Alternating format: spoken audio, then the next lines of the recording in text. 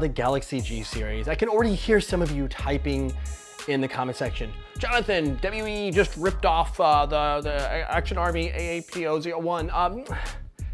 No, they didn't. The Ruger Mark IV 2245, that's this pistol exactly. You Google it, you're gonna see it and be like, oh, okay, well, they didn't copy Action Army, they just basically made the Ruger. Now, this does come in 3 variants. This is the G series, so it actually uses somewhat of a Glock style lower, and it does use Glock mags. We'll talk about the mags a little bit later. The Ruger is based off of the 1911 lower and a high Kappa lower as well. I want to tell you about some things about this. There's a lot of good and a few things that I'm like, I don't know about, and give you some good information before you jump on the buying bandwagon. So let's talk about the elephant in the room. The first thing, I'm just gonna jump into what I really wish it wasn't, and then we'll talk into the cool things that it is. It's heavy. It's super heavy. It's actually probably one of the heaviest pistols I've ever held in my hand. This thing clocks in at over 800 grams, which is just shy of 2 pounds. The real one, unloaded, is 600 grams. This is 810 grams. Mind you, they do add this lower rail. These rails are all removable. It does come with a little Allen key in the bag. You get it, so you don't have to worry about picking one of the right key up to do the movement and take them off. All are held in place, the top and the bottom, by 3 screws each. So they're on there nice and good. Let's talk about why it's heavy. The weight, the build quality is actually pretty nice, which is kind of the flip side of it being heavy. And we're gonna go from tip to toe on this one. All right, let's start with the front, work our way to the back. On the front, we actually have a threaded barrel behind this little cap here. You unscrew it, 14 millimeter counterclockwise threads, make it all the way off. And you can put anything you want on the end. You wanna put some crazy long, really cool suppressor on here, which I think actually, because this is that space gun type look thing, would look really, really cool. Or you can do a tracer unit. In fact, I was putting the Ace Tech on, hang on, let me grab it over here. I was like using my Ace Tech blaster right here. This is a pretty good option. If you wanna have on there, if you have like the cool flame and the light, I like that. If it's on there real flush, it looks really nice as well. And it does have like this really nice thread protector cap on it. The complaint about that is though, when you do put a flash hider or suppressor on here and you thread it down, the way the threads are, so you have this, which is 14 counterclockwise, right? Which is what you normally have, 14 negative. But then you have this piece that nests in here. It actually screws off clockwise, well, counterclockwise as well. So what happens is when you remove it, it takes this piece off. So you tighten it down, it works great. When you go to remove it, this whole piece comes off, and then this piece is actually stuck in your suppressor, and then you gotta put it back on. It also acts as a barrel stabilizer. You can see there, that's the actual inner barrel. It's aluminum, it's anodized, so I mean, it'll probably end up some scratches and things like that over time. And if you are going to do an aftermarket upgrade on the barrel, make sure that you're getting a barrel that will fit the inner diameter of this unit. You can see the barrel is actually that inner ring right there. It runs perfectly flush. So you're going to need to make sure you get the right inner barrel on this. I mean, to the exact. Also for the outer diameter of the inner barrel to make sure it will fit in this actual cap. Otherwise, you'll have some weird fitment issues. All right, moving on. Anodized here, this whole upper part. This is pretty cool because it comes in 5 different colors. You got black, silver. I opted for the gold because, hey, company colors are that. It's pretty darn close to it. You also have a blue and a purple. And the purple is kind of pinkish purple. I would put it somewhere between. The real one comes in a few different colors, although aside from this gold and like the black and maybe like the dark gray silver, the other colors they opted for are a little different than the actual ones that Ruger offers. Like I said, Picatinny rail on the top. This whole thing is a standard rail as well as this, so you can attach whatever the heck you want. Or if you want to lighten this thing up or make it look like the real one, you can ditch this bottom front rail if you're not putting a flashlight or something on, or if you're not going to run optics at all and you're just going to use the included iron sights.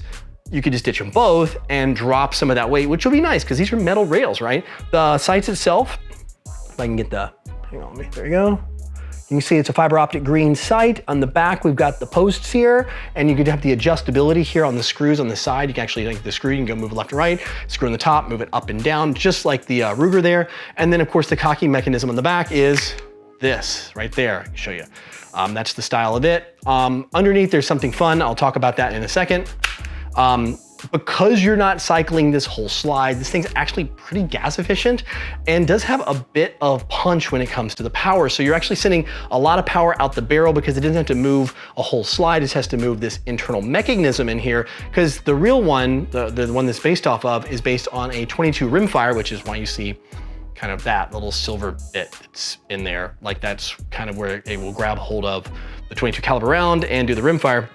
Moving to the lower receiver, this is a Glock style lower, G style. They put some cool styling around the trigger guard here if you're looking for that. They have a custom trigger in here, which is actually pretty cool. It's not adjustable, there's no screw on it, but you do have the red trigger insert here for the safety portion of it.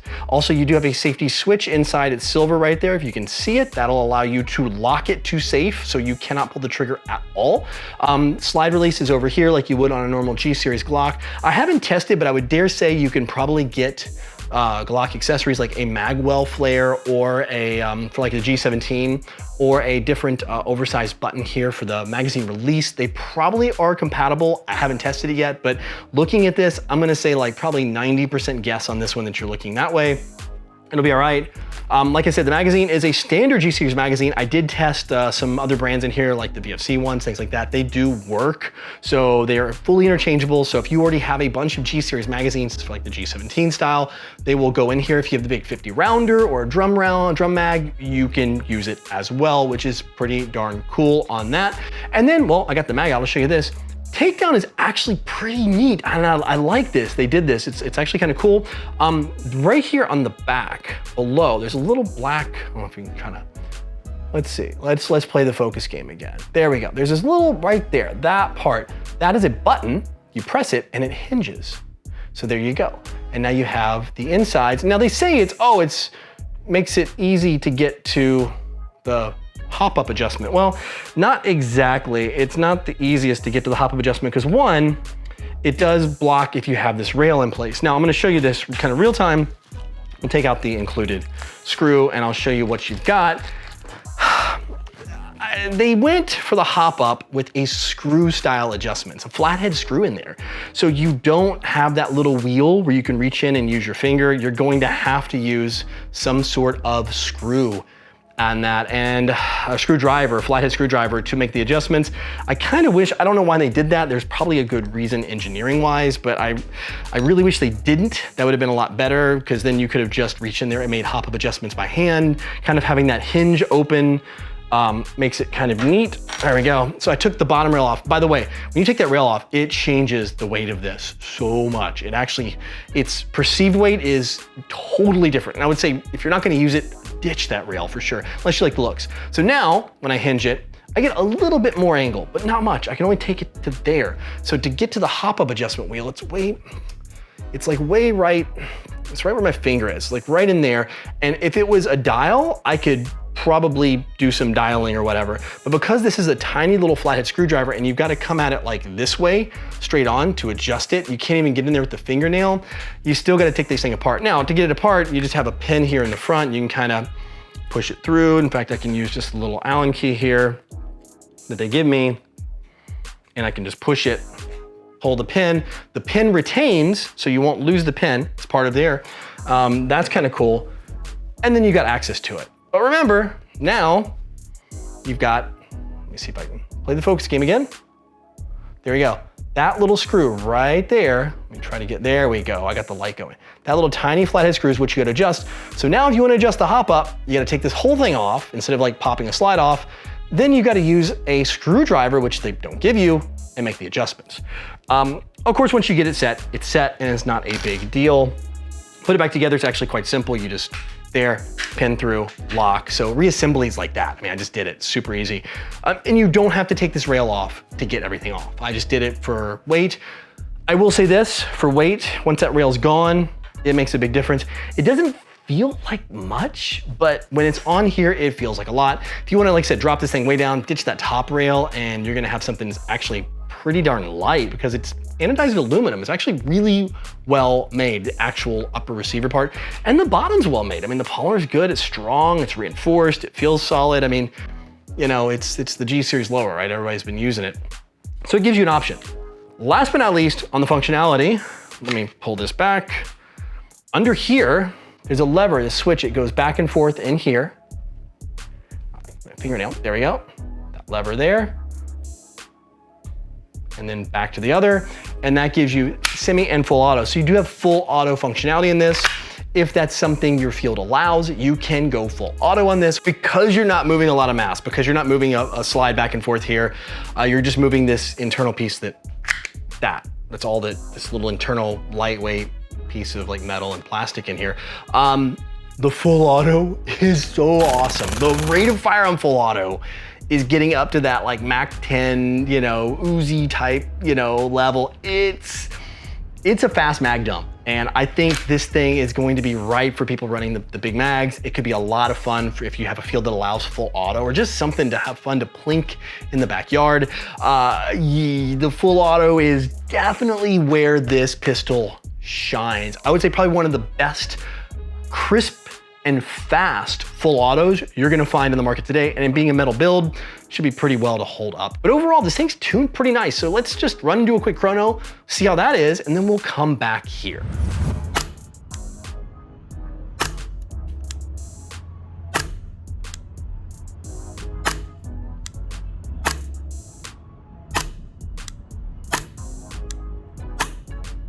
All right, so that's the Chrono, and just a real quick thing on the inside too, it does have the red bucking inside, which is W's red bucking.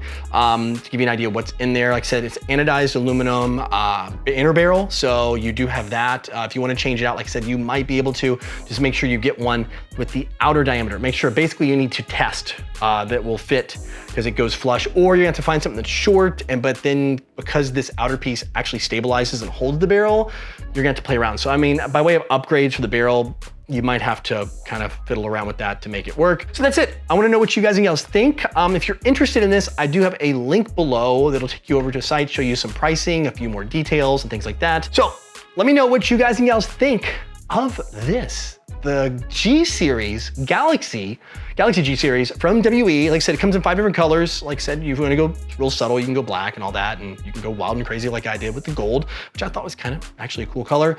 Is this something you want to pick up? Now that people are going with these more futuristic space guns, I think this could be a good base platform because it already has these tapped holes that you could build a shroud to go over it. For those of you that are into 3D printing, line up those holes and it gives you attachments to make some really cool shroud. Because of the way this function is, you can actually shroud this thing and make it look like a very neat space gun for those of you that are great with 3D printing or doing things like that. So let me know in the comment section below. I'm all ears. I'll be joining the conversation down there. Also, if you want to support the channel, I do have a cool patch store, some really neat morale patches you can pick up there over at patchfiend.com. Link would be in the corner over here, so you can go check them out. They do ship worldwide. So anyway, until next time, go out, play some airsoft, have some fun, but no matter what you do, call your freaking hits.